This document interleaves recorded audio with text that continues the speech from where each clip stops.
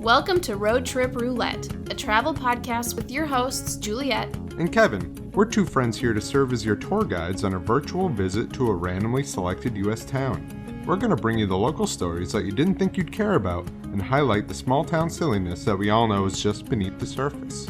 Join us as we explore America one town at a time to discover the little things that make it great and sometimes not so great. Buckle up, we're about to start the show. Hey, welcome to Road Trip Roulette. Hello, welcome to our show. Hi. Hey, I think it's that time again, Kevin. It's that time where we pick a town and then talk about that town for a while and then record a bunch of them, but sometimes it takes years to release them and a lot of them go nowhere. That time? Exactly. Okay, well, let's get started. All right, let's fire up that infamous city picker. Where could users find that city picker? You can use it yourself at our website, roadtrippod.com. 2 P's in a pod. Okay, we are selecting town now. It is randomizing. It is slowly... It is a spinning. Rolling. There we go. Landing on... Conway, Iowa. Conway, Iowa. I'm sure we've come across an Iowa town before, but I can't think of one. I feel like we have. Yeah. But I don't think we recorded an episode about an Iowa yeah. town. Well, Conway. That makes me think of Conway Twitty. It reminds me of North Conway, New Hampshire, which is a delightful town. Okay, It's where Santa's Village is. Oh, really? Yes. Seasonal. It's a seasonal amusement park for children. Well, let's see what we can find about beautiful Conway, Iowa. Uh-huh. Coming at you quick with some Conway facts. Conwayisms. Kanye-isms. No, that's different. Okay, we've talked too long. Thanks for listening. We'll be back soon with Conway. Bye. Here's Conway.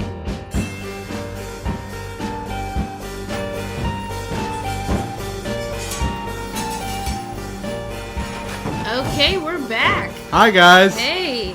Oof. Conway. Now, we've come across some small towns before.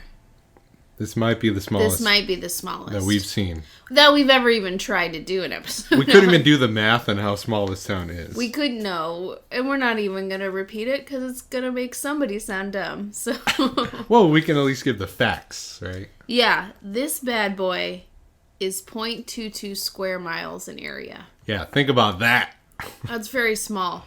Yeah. Population in 2010 census, 41 people. 4-1. There are more U.S. presidents than people there are living in more this town. There are more squirrels in my walls. There are more squirrels in Kevin's than apartment's live in walls. Conway, Iowa. Mm-hmm. Oh, what's going on there? Boy, not much, Kev. Oh, well, I looked it up on Google Maps. No Street View available. They didn't bother. I also found a business. Did you see that? Yeah, so there does have a business, which is pretty remarkable considering the size of this town. Yeah, I don't think there's a storefront. I think it's just an online-only business. Maybe just a guy in his basement, which makes sense once you hear what kind of business it is. It's a survivalist enterprise called the Silver Wolf Survivals. It sells, all your survival needs, like a lipstick stun gun. Would you carry that? Yeah, probably. A lipstick stun gun? I mean, I wouldn't care if my stun gun was concealed as anything. Does that make sense? Like, if I felt the need to carry a small stun gun, concealing it would not be my top priority. Okay. I have a can of mace. Or it's not real mace, it's pepper spray, because you can't just buy mace. What's the difference? Mace is what the cops use, like the heavy-duty stuff, like aerosol. It sprays far? I think it sprays far, and I think it's a different chemical. Okay. Whereas pepper spray is literally that, like concentrated pepper, like spicy habanero peppers that they distill into a liquid. When I was a kid and we went to Niagara Falls, the first time I ever went to Canada, at the border they asked us if we were carrying any mace. That was like one of the only things they asked us. Not guns or drugs. Right. Mace. Interesting. I wonder if that comes up a lot in Niagara Falls. I don't know. Well, the reason I know you can't just buy mace at the store is because when I moved across the country, my dad, first he tried to send me with his gun, which I said, no, Dad, I'm not going to take your gun. I don't know how to fire a gun. Also, it's not registered to me. Yeah. And he replied, oh, it's registered.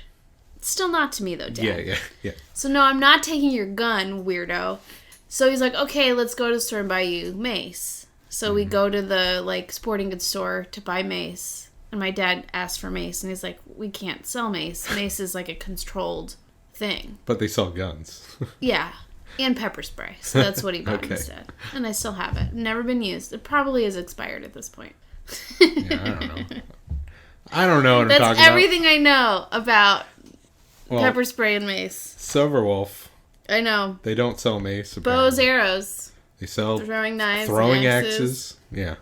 It's your Conway destination for your survivalist needs. It's the only destination unless you know someone. Now, that makes me hopeful that maybe there's an interesting survivalist community. Maybe. There's some bunkers. Maybe the entire town's underground. That's why the population seems so low. Yeah, okay. And so small. It's like an intricate underground series of tubes. This town will survive the apocalypse. Mm-hmm. Pretty sure. Here we are making fun of how small Conway is. 15 years from now, it's going to be the largest town in the country. The only town in the country. So, I actually found one thing to talk about. Okay. And that is a man that was born there. All right. A long time ago. Okay. So, I'm talking about a guy named Waite Phillips. How do you spell that? Waite. Waite. Waite. Okay. But if you like the spelling of that, get this. Yeah. He had an identical twin brother. Uh-huh. Named Wyatt Phillips. Waite and Wyatt? Wiate. Wow. This is his twin brother. Okay. Literally, it's the same name. They switched the A and the I. Vowels. Okay. That's so tough. Waite and Wyatt, these two farm boys from Iowa, born in Conway. In 1899, they're about 16, the two twin brothers, and they boarded a train and headed west. They wanted out of the town. So they kind of traveled all over the West and Canada, took all sorts of jobs. They worked in the railroad industry, mining, lumbering. They spent one winter trapping fur animals in the Bitterroot Mountains. Their adventure, though, came to an end in Spokane, Washington. As many adventures do. Well, not like this. July 16th, 1902, when Wyatt died as a result of acute appendicitis. So, these two twin boys traveling, adventuring, one of them dies. Can you imagine that? Ugh. That would suck. That would suck. So, Waite, to the Wyatt now dead. Waite comes home to Iowa. He works for a couple of years for his brother's petroleum business. He eventually spun it off into his own oil company, this like oil production company that he founded and eventually moved to Tulsa, Oklahoma.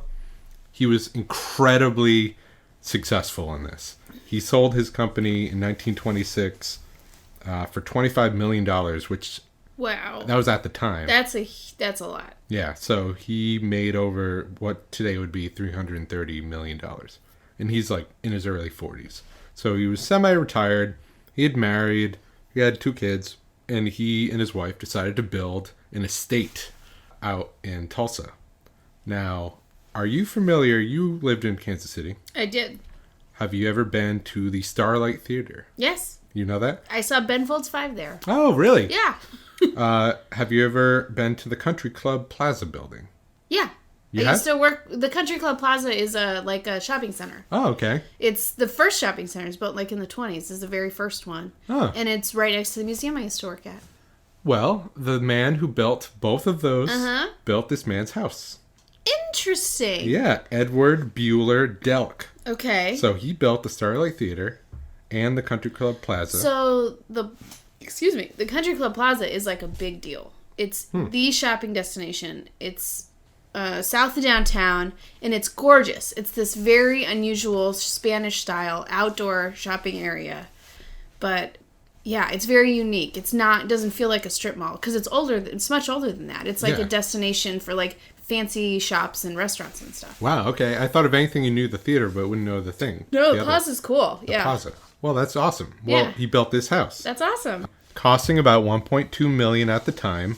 The mansion, known as Villa Philbrook, was completed as a 72-room masterpiece of a mansion, sitting atop 23 manicured acres, much bigger than the town of Conway. Actually, I don't know if that's true. 23 acres? Yeah, it's got to be. Yeah. Right. Bigger than 0.22 square miles. And it included formal gardens and reflecting pools. It has been described as a spectacular Italian Renaissance-style estate. Interesting. And it's still there in Tulsa? Yes. Okay. So he named it Villa Philbrook, named after himself. His last name's Phillips. Yeah. So he liked to do this. Okay. Name things with Phil in it. So other names of buildings, also in Tulsa, there's the Phil Tower, the Philcade Building, and this, along with his estate, are all on the National Register of Historic Places. He also built Villa Philmont, which is a ranch that he had as a summer estate. But I'll talk about that in a minute. So those are a bunch of things named Phil. Another thing named Phil, philanthropy.